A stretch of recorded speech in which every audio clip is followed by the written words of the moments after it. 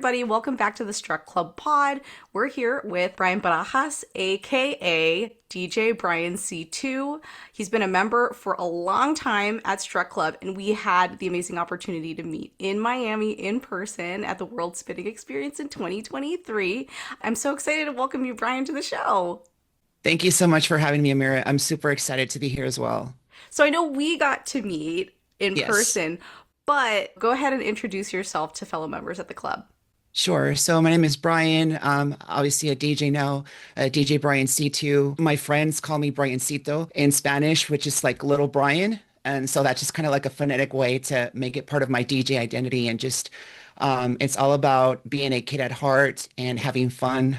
And I'm bringing the good vibes in the music. So that's kind of where that comes from.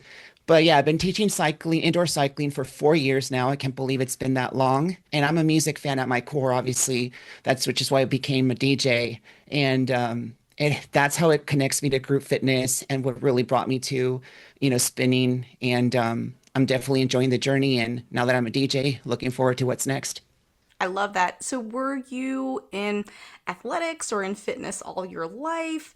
What was the thing for you that got you into fitness in the first place? Yeah, so not really. I wasn't really very athletic growing up. I was always in choir in the theater department. So definitely the music side was always there.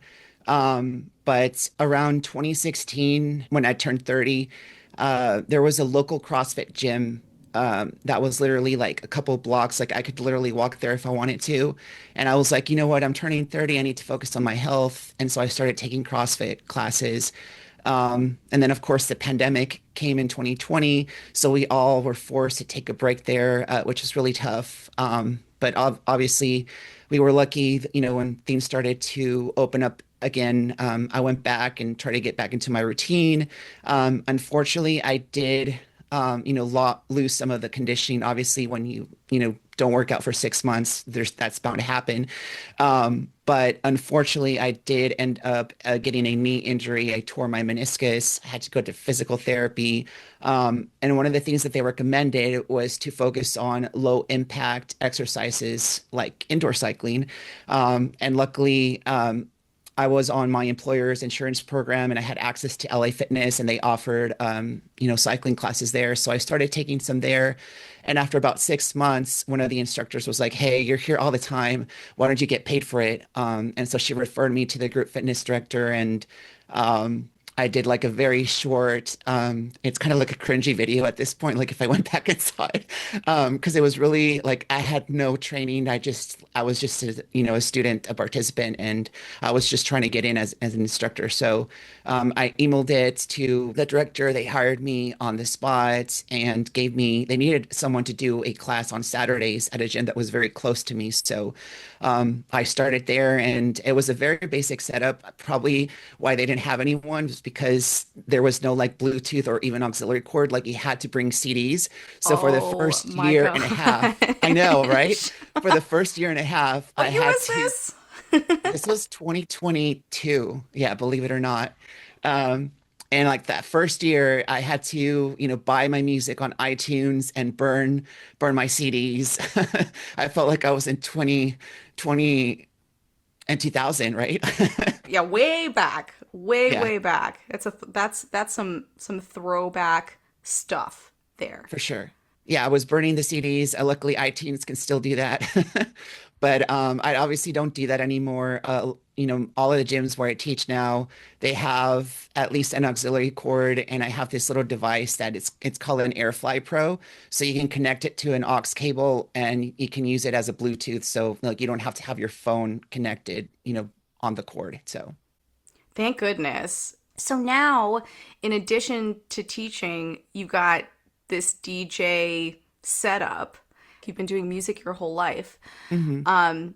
But did you start being a DJ before becoming a fitness instructor or after? Or how did it arise? So it's kind of, when I was in high school, I kind of had this very, very, very basic setup.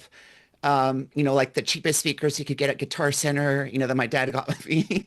And this very basic mixer. And so I would just do like school events, like I don't know if they were doing like a social or like a car wash fundraiser, very basic. And then once I got into college, I got really busy, obviously, with life and classes, and so I sold everything and got rid of it.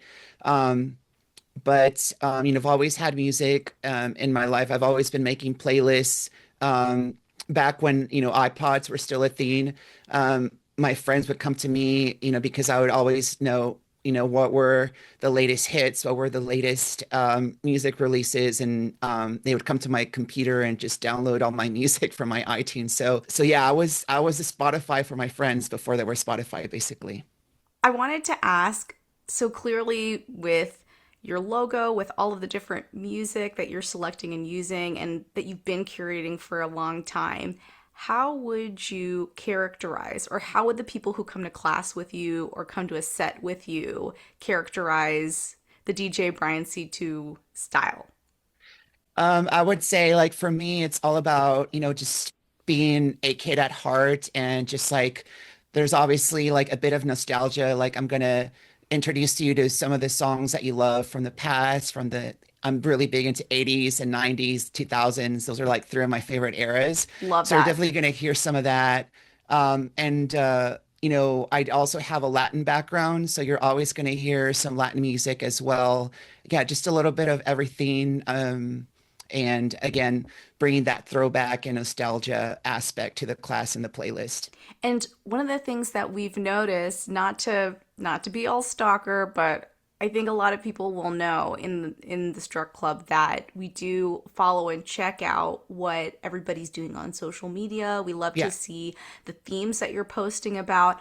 I think somebody mentioned to me that pretty much every class, it looks like you've got themes on themes on themes going. Yes.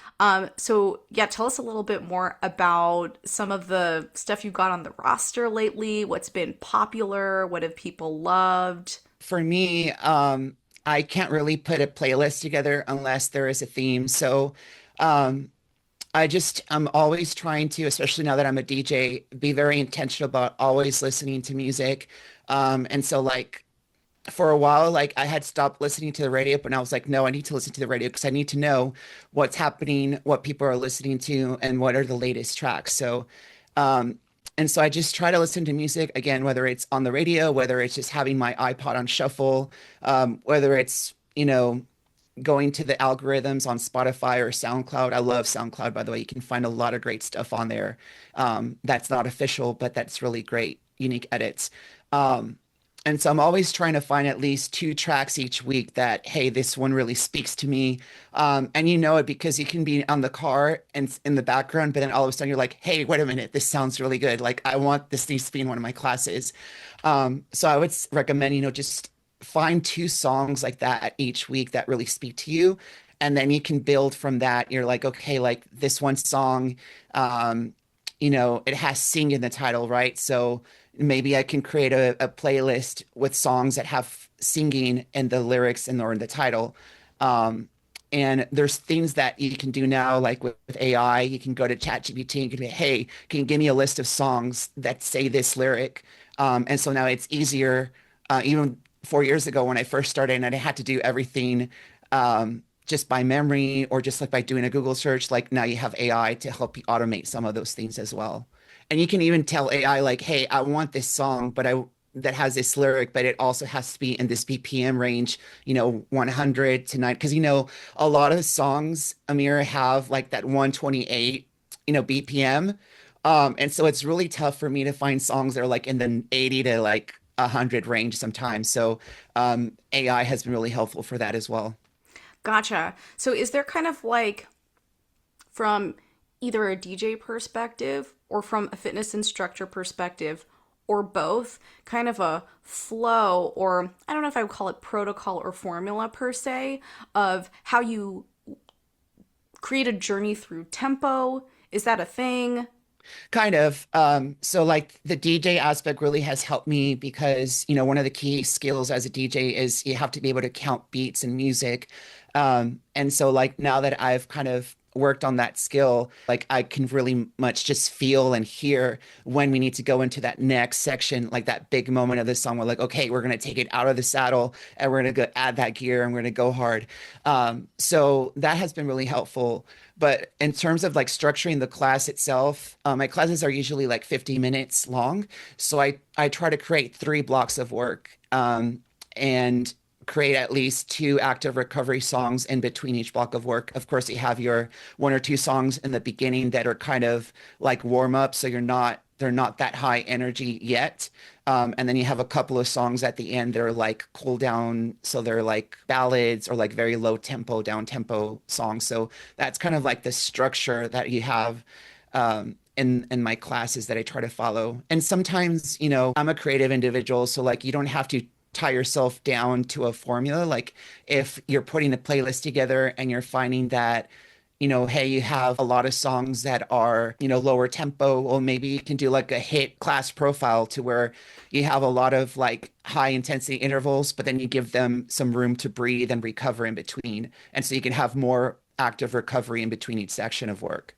When these themes that you brought up already, I've heard now a couple of times, is keeping the kid inside alive. I think that's a really, really profound theme. There's a lot going on in the world. It's really easy to get into a funk. What do Mhm. you do for yourself personally and as a coach to keep that kid inside alive and to do that for the people who show up to your classes or to your sets? I really go back to those throwback eras, the nostalgia of the 80s, the 90s, the 2000s, and try to bring a lot of that fun. Like this week, I did a throwback class that was like 86, 96, and 2006. So I did like 3 blocks of work, and each section was from one of those periods. And I even got them like during the 96 section. That was the year that the Macarena was out. So I had everyone like doing the Macarena, doing the whole dance. So they had a lot of fun, and I was even subbing that for someone else. And it's nice when they come to you and they're like, "Hey, this was a really fun playlist. This was a really fun class. I really liked having the video component as well." So that's how I try to just make it fun, basically at the core. Whether it's through having those throwback fun line dance songs from the 90s and other eras, and also bringing that visual music video component to the class as well.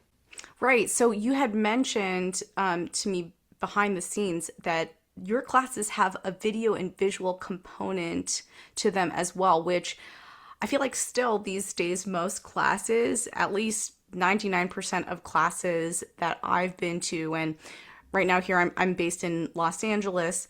I've been all around for classes, but where is it that you're teaching? Like, which gyms or studios have Yeah. these visual components? If people want to find you, they want to hop into class, where are you at? Yeah, so I would say the YMCA is where these classes are. They usually have TVs or projectors that I can easily, with an HDMI cable, connect my laptop and use my DJ software to play the video playlists. And this is the first year. No, I mean, I've been kind of doing. I kind of like slowly made my way into the video, but like this is the first year where I committed like, okay, at least one of my classes each week is going to have that visual video component as well. Because I found that people really do enjoy that extra part of the experience, and it makes it a lot more fun and enjoying for them. So these are the Ys in, is it Houston Metro? Is it particular locations? Yeah, so I teach at the Duncan YMCA on Clay Road. That's in the Spring Branch area of Houston. And on Sundays, I'm also at the D. Bradley McWilliams YMCA, which is close to the Tomball, north part of Houston as well. Amazing. So at this point, it really sounds like you are a pro at your game. I think we've seen you post on social. You have lots of certifications. It seems like you've done all the certifications. For somebody who is new to the coaching game or greener or looking for inspiration or maybe they're in a funk at the moment, what advice would you lay down for them? I would say, just start small. I started with just 1 class and I had to burn CDs. So, it's like you don't have to have this whole like high tech setup and video and everything from the beginning. Like start where you are, start small. Definitely take advantage of as many trainings as you can. Some of the gyms where I teach at, like LA Fitness and EOS Fitness, they usually offer instructor trainings for cycling at least once a year or so. So definitely take advantage of that. There's also online um, communities. Struct Club has a, community for online instructors on Facebook. So I would say join those. And definitely, if you're not already, download the Struct Club app because that's how I got started. You guys have a lot of great playlists and themes on there that the members share. John Bradford is one of my favorites. He's always putting these fun. I feel like he and I are kind of like on that same like wavelength. And so, yeah, definitely take advantage of Struct Club because it's a great. I still use it, and I wouldn't teach without it. I do subscribe to the spinning monthly profiles. They are part of Struct Club now, so that's great. I do look at their profiles and like overall, like, okay, this is a power base workout. It's like 3 climbs. We're gonna do this. We're gonna do this. We're gonna do this here. And so I'll kind of take the overall structure and then choose my own music and then make any modifications. Maybe I'll add a little more choreography here and there to make it a little more interesting for my members. But I do try to use them because I feel like it helps me create more variety of my classes from the ones that I create my own. And I think another thing is, never stop learning as an instructor. I always recommend to, even when I travel, I try to find a local cycle studio and take a class or two. One of my favorite cities that I found is London and Mexico City. Um, Mexico City even has this class where on the weekends they teach it on the top of a helipad. So it's outdoors. And if you take it in the evening, you can get the whole experience of the sunset. It starts with light, and then by the time you're done with the class, it's like nighttime. You can see the skyline, all the buildings light up. It's such a great experience. I love that. That's so cool. I always get, even if I'm just going to a yoga class and I don't teach yoga, I get a lot of Yeah. inspiration. There's just like so many things that Yeah. can spark inspiration. And yeah, it might Or not just be the even modality that you're teaching. Yeah, exactly. Or even just like learning how to be a better coach, like a better motivational speaker. I'm an introvert, so I really have to work on Me too. that, on how what do I tell people? So yeah, for sure. Any crazy stories from class? I feel like I don't have a lot of crazy stories, but there is one in particular, not too long ago. Um, so one of the Ys where I teach at, the cycle studio is kind of a multifunctional room to where there's some weights there on the sides, and they also use that room to teach some martial arts classes as well. So that room has a lot of extra equipment, but it also has some punching bags at the back. And so during one of my classes, one of the gym members decided to go and start punching the bag. And like when he was like going at it, like it was really distracting. And I was just like on the mic, just like, hey, could you please, we're in the middle of class here. Can you come back later? And he was not getting the message. So like some of the members had to, grab his attention and call him out too. And then when we let him know, that it was distracting, he was like, I am, like he couldn't believe like it wasn't even like a thing like that we were bothering him almost. And we're like, no, yes, this is very distracting. Like, please, could you come back later? And he finally got the message, but that was like the first time that something like that happened. Because usually, once you once you start teaching, once you put the playlist on, once you turn the lights off, people kind of get, hey, class is starting. I should probably naturally, it's time for me to leave because I'm not here for the class. But yeah, that guy was just like on a new level. I mean, Brian, you bring up a really important topic, and I see this on a variety of online communities when it comes to. I think we all have to deal with this at instructors at some point or another, especially with people always on their phones, or it's so easy to get locked in your own little bubble or your little world. But setting boundaries, setting kind boundaries but clear Hmm. boundaries as an instructor, because there is a fine line sometimes between, somebody's personal experience that they're having and the group experience that you need to create, and the respect that Hmm. everybody needs to give each other when they're in this shared space, but it is a shared space. So, Absolutely. You kind of do have to, put your foot down and be like, hey, this is my class. And in order to create this, um, experience, this positive experience for everyone, you really have to, pay attention to when someone or something is being disruptive and set your boundaries. And you don't like I wasn't mean to the guy. I was just like, could you please let us continue with class and come back later after we're done. Like you're welcome to come back later. Like you don't have to be mean about it. But it's just about setting that boundary, letting them know, hey, this is bothering us. Can you please, just give us a space because this is our allocated space, right? It's on the schedule. This is our time. totally. I think that's a really good approach. You brought kindness to your approach, and it turned out in this particular case, it sounded like this gym member just was not aware. They didn't Hmm. have any idea. And in this case, this person just needed to be given that awareness. Hmm.